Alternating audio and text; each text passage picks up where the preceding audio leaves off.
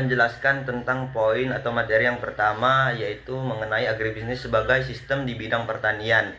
Nah, menurut teori ya Bu, menurut teori secara sempit agribisnis adalah ilmu ya atau cabang ilmu yang mempelajari tentang bagaimana pengelolaan sumber daya tanah, bagaimana mengelola tenaga kerja, bagaimana mengelola modal dan teknologi dan memaksimalkan teknologi di bidang pertanian tersebut. Namun di sini saya mendapati beberapa kasus ya Bu. Sebagaimana materi yang pertama tadi, kembali ke poin yang pertama, yaitu agribisnis sebagai usaha tani. Seperti kasus yang saya dapati, yaitu tentang kasus ini. Nah, di sini saya mendapati kasus bahwasannya petani cabai ketika mereka panen, harga cabai tersebut turun drastis, yang mana membuat petani tersebut bukannya dapat keuntungan melainkan malah rugi, dan pada akhirnya petani tersebut tidak memanen hasil daripada budidaya tanamannya, malah membuangnya. Nah, hal ini dapat kita sikapi dengan cara ketika harga turun menjadi drastis tersebut seperti artikel yang tadi, mungkin petani cabai tersebut dapat melakukan bisnis dengan usaha yang lain, seperti ketika harga cabai tersebut, mungkin petani dapat membuat usaha seperti membuat olahan cabai tersebut menjadi bahan makanan seperti sambal ya Bu. Mungkin itu saja yang dapat saya coba jelaskan dan yang saya dapatkan permasalahannya, dan yang mungkin bisa saya berikan solusi daripada masalah tersebut. Untuk materi berikutnya yang akan dijelaskan oleh teman-teman saya. Adapun masalah dan solusi pertanian sebagai usaha ekonomi dalam sistem agribisnis, yaitu ketergantungan pada impor. Banyak sarana produksi seperti benih, pupuk, dan alat pertanian menyebabkan biaya tinggi dan ketidakstabilan tenaga. Solusinya, mengembangkan industri lokal untuk memproduksi sarana pertanian secara mandiri. Saya akan membahas materi tentang pertanian sebagai usaha ekonomi dalam sistem agribisnis. Pertanian usaha ekonomi adalah bagian penting dalam sistem agribisnis. Sistem ini melibatkan seluruh proses seperti penyediaan bahan baku, produksi, pengolahan, dan pemasaran hasil panen. Adapun komponen sistem agribisnis yang pertama dulu itu penyediaan bahan produksi seperti pupuk, benih, dan alat pertanian. Yang kedua, budidaya. Budidaya itu kegiatan bercocok tanam atau ternak. Ketiga, hilir. Hilir itu pengolahan hasil tani menjadi produk yang bernilai tambah. Adapun manfaat sistem agribisnis, yang pertama menyediakan lapangan kerja. Yang kedua, menambah pendapat petani dan pelaku usaha. 3. Menambah nilai produk melalui pengolahan.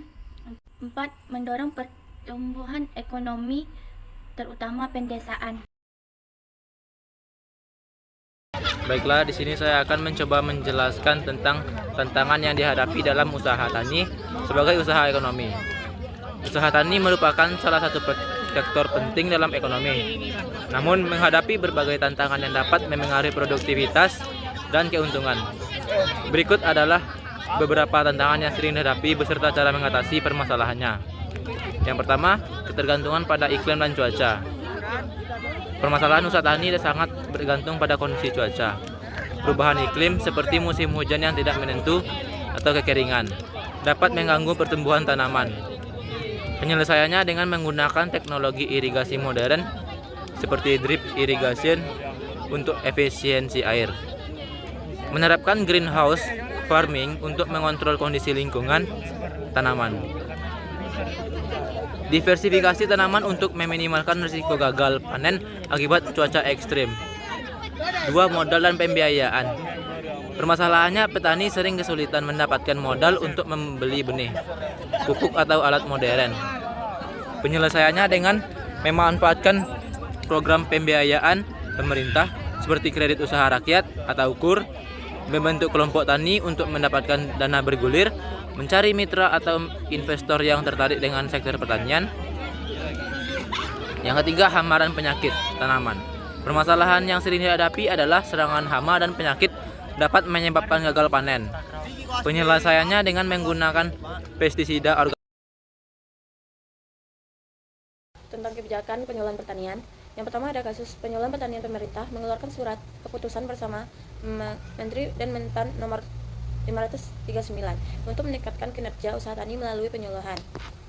Yang kedua ada pengembangan sistem usaha tani terpadu. Pemerintah mendorong pengembangan sistem usaha tani untuk meningkatkan produksi dan mutu hasil pertanian. Berikutnya ada juga kebijakan pengembangan agribisnis. Pengembangan agroforestry. Pemerintah mendukung pengembangan agroforestry untuk meningkatkan pendapatan petani dan mengurangi dampak lingkungan. Yang kedua ada pengembangan pasar lokal. Pemerintah mendorong pengembangan pasar lokal untuk meningkatkan akses pasar bagi petani.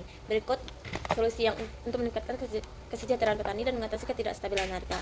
Solusi jangka pendek ada subsidi. Solusi jangka pendek yang pertama ada subsidi dan bantuan langsung. Pemerintah memberikan subsidi dan bantuan langsung kepada petani untuk mengurangi biaya produksi untuk pembelian pupuk dan benih unggulan. Yang kedua ada pengembangan pasar lokal, meningkatkan akses pasar lokal untuk petani.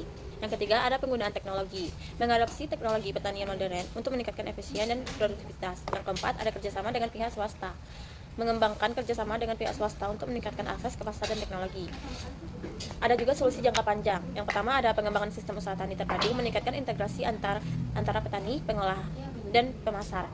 Yang kedua ada peningkatan kapasitas petani, melakukan pelatihan dan pendampingan untuk meningkatkan kemampuan petani. Yang ketiga ada pengembangan produk olahan dari hasil pertanian untuk meningkatkan nilai tambahan. Tentang kebijakan pembangunan